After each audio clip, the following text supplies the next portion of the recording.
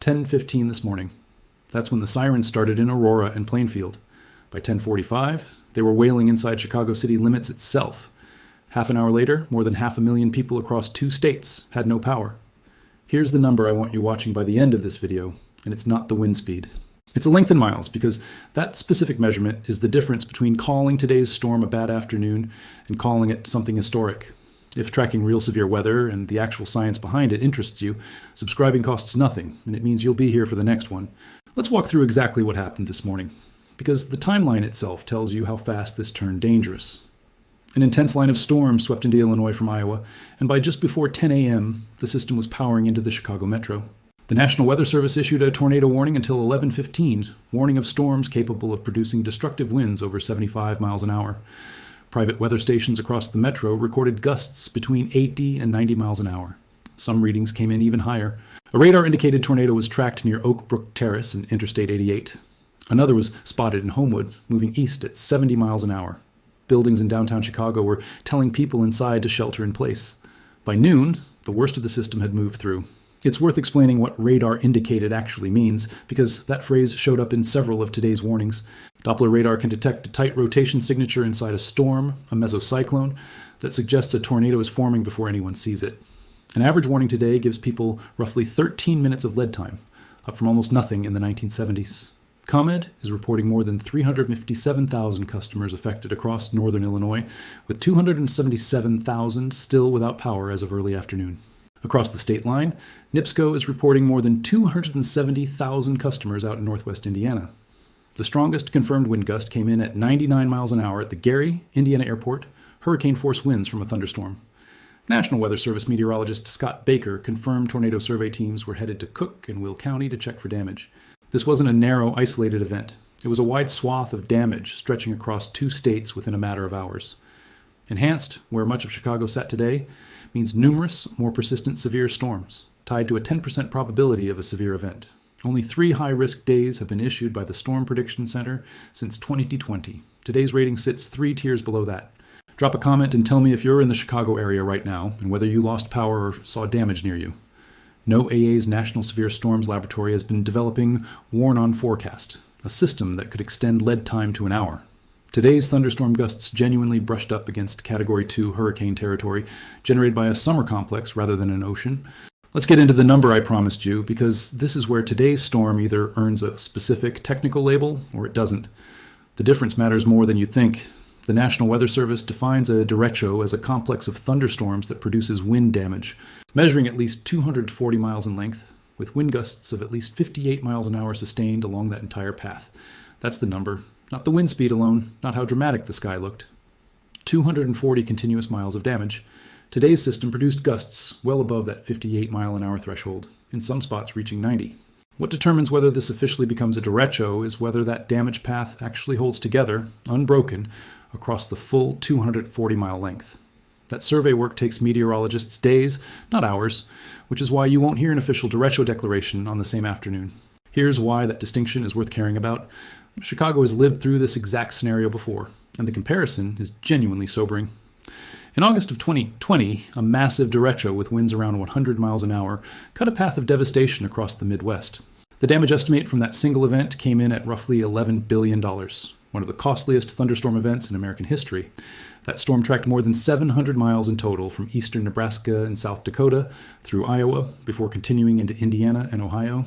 In Iowa, it flattened an estimated 10 million acres of corn and soybean crops in a single afternoon. Cedar Rapids, Iowa alone lost an estimated 70% of its tree canopy that day.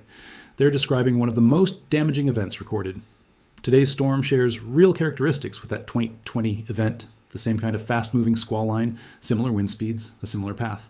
Whether it ultimately earns the same official label depends entirely on that 240-mile survey, which is still being conducted. Let's talk about why this particular summer has set Chicago and Illinois up for weather this severe. Because today didn't happen in a vacuum. It's been an unusually wet summer here. Midway Airport has recorded more than 20 inches of rainfall since June 1st. A typical summer sees roughly 13 inches. That's nearly double the normal total, with a full month of summer still ahead. All that extra moisture in the atmosphere is directly connected to why today's storms turned severe so quickly. Warm, moisture-loaded air is the fuel severe thunderstorms run on, and that fuel supply has been unusually abundant for months. Illinois has already broken its own all-time yearly tornado record this year. The state averages 54 tornadoes in a typical year.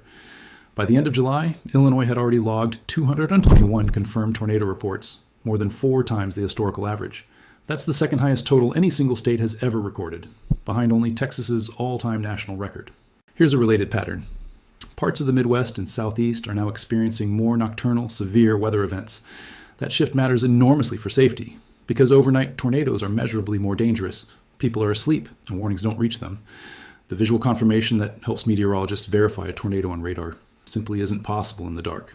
Today's storm moved through during daylight hours, which is part of why sirens and warnings translated into people taking shelter. That's not guaranteed every time this pattern repeats. We have to be ready for the next one.